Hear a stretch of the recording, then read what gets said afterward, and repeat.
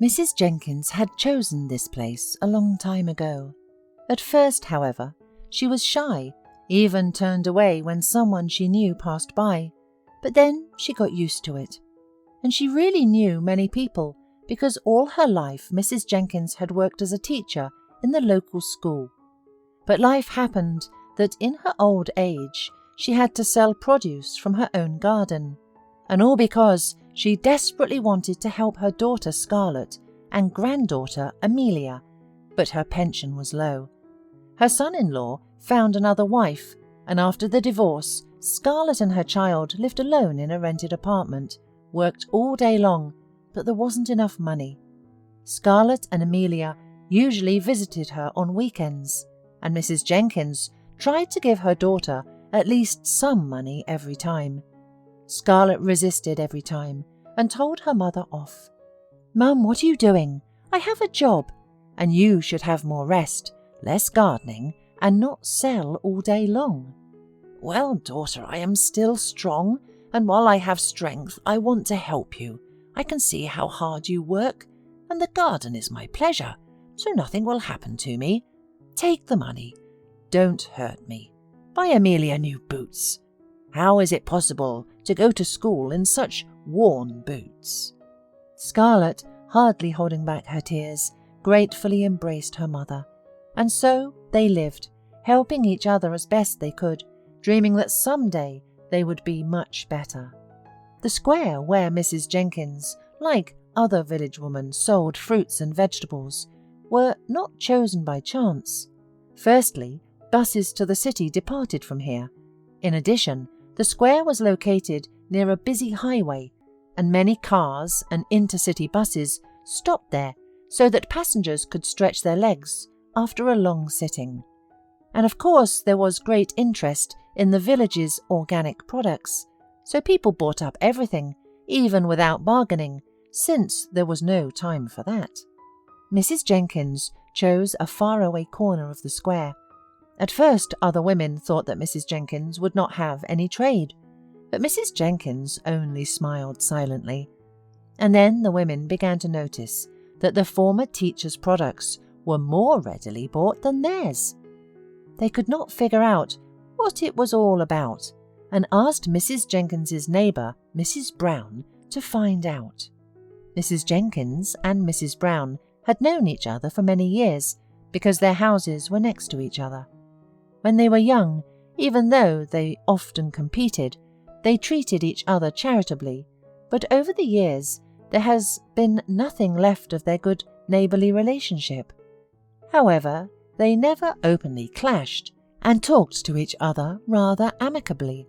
Mrs. Jenkins knew that if something happened to her neighbour, she would be the first to rush to her aid, and she believed that Mrs. Brown would do the same.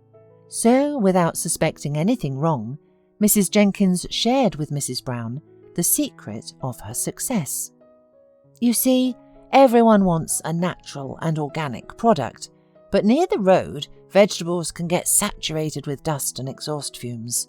People can see me from the bus, and when they come out on the square, they immediately understand that my produce is cleaner, so they buy it more readily.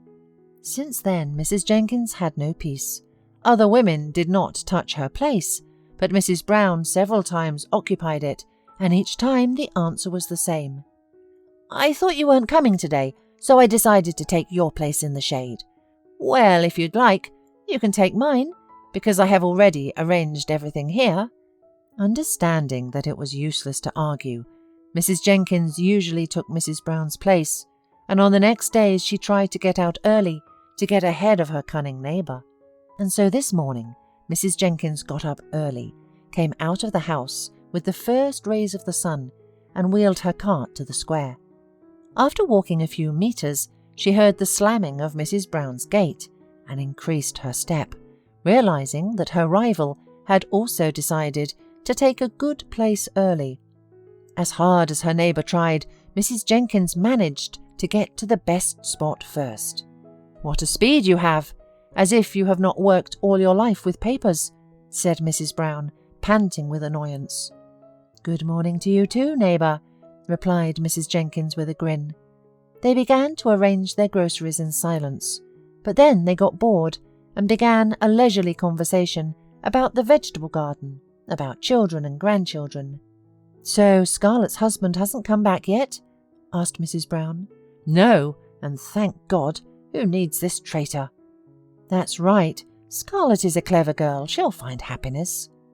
"Maybe so, but she hasn't had any luck yet," sighed Mrs. Jenkins. The time flew by quickly, and the first buses began to arrive. In the middle of the day, a car stopped at the square, and a young man in an old jacket and black pants got out and thanked the driver. Mrs. Brown immediately guessed that the stranger had probably just got out of prison. The man meanwhile stopped, looked for something in his pockets, and approached Mrs. Jenkins. "Excuse me, I only have $1. Can I have a couple of apples?" he asked. "Take it for free. You're not from around here. Where are you from?" asked Mrs. Jenkins. The man enjoyed crunching his apple and told her that he had recently been released from prison and was on his way home. When he saw the woman's wary gaze, he hastened to reassure her, saying that he had neither killed nor robbed anyone, and that it was a long story.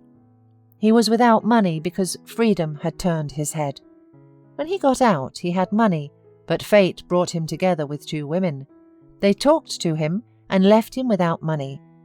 It was good that kind people helped, and somehow he managed to hitchhike here, but he would probably have to walk the remaining 40 kilometers. "Do you have family? Why don't you call them?" asked Mrs. Jenkins. "Yes," the man answered glumly, and his eyes sparkled menacingly. "But I want to surprise them." At that moment, a bus was going to the very town the stranger was from, turned into the square, and the man rushed to the driver. After talking to him for a few minutes, he came back frustrated. "He won't take me without money. It's against the rules, and he's afraid of losing his job," said the man sadly. "And the ticket costs $50. Mrs. Jenkins looked sympathetically at the man, reached into her pocket, and under the astonished looks of the other women, handed him the money. The man was stunned, and heartily thanking Mrs. Jenkins for her help, ran to the bus. "Thank you! I'll definitely pay you back as soon as I get home," he shouted, turning around halfway. "My name is Hugo. And you?" "Mrs. Jenkins. Get on the bus or you'll be late." "Thank you, Mrs. Jenkins. We'll definitely meet up, I promise." The bus pulled out of the square, and the women immediately attacked Mrs. Jenkins with accusations. "What a fool you are! He won't give it back." "I don't expect it," said Mrs. Jenkins, shrugging her shoulders. "We're human beings, not animals, and we're supposed to help each other." "He isn't a good man, he's a convict," they continued, but Mrs. Jenkins no longer listened to them and began preparing to go home. By the weekend, Mrs. Jenkins was sick and lay down with a high fever. Scarlett fussed over her mother, stoked the fireplace, gave her hot tea and some medicine. "Mother, how on earth did you get so sick?" said Scarlett, sitting down on the edge of the bed, and her voice trembled. "Oh, I came to the square and it started raining. I got soaked on the way home. I must have caught a cold." "It's all because of us again," said her daughter sadly, and tears came to her eyes. Realizing that Scarlett was about to cry, Mrs. Jenkins turned to her granddaughter and asked her to read a story. The girl happily ran to get the book, and Scarlett went into the kitchen. Emilia was reading a third story. The wood was crackling in the fireplace, and it seemed to Mrs. Jenkins that the disease gradually receded. Scarlett had just begun to serve dinner when suddenly there was a knock at the door. Scarlett opened the door and confusedly looked at the stranger, who asked for Mrs. Jenkins. Scarlett led the guest into her mother's room, warning him that she was ill. Mrs. Jenkins looked at the man and was surprised to recognize in this handsome young man, in an expensive suit, her recent acquaintance Hugo. The man apologized for not coming sooner, but he had some business to take care of. "Oh, you didn't have to bother yourself," Mrs. Jenkins waved her hand. "No, I must have. You've really helped me out a lot." Scarlett, blushing with embarrassment, invited Hugo to have dinner with them. Mrs. Jenkins looked at her daughter with surprise, and then shifted her gaze to Hugo, who was looking at Scarlett with interest. When they sat down at the table, Hugo told them his story. It turns out that he and his half-brother inherited their father's company. Hugo was engaged in financial matters and his brother in production. And then his brother set him up by falsifying documents as if Hugo was a tax evader.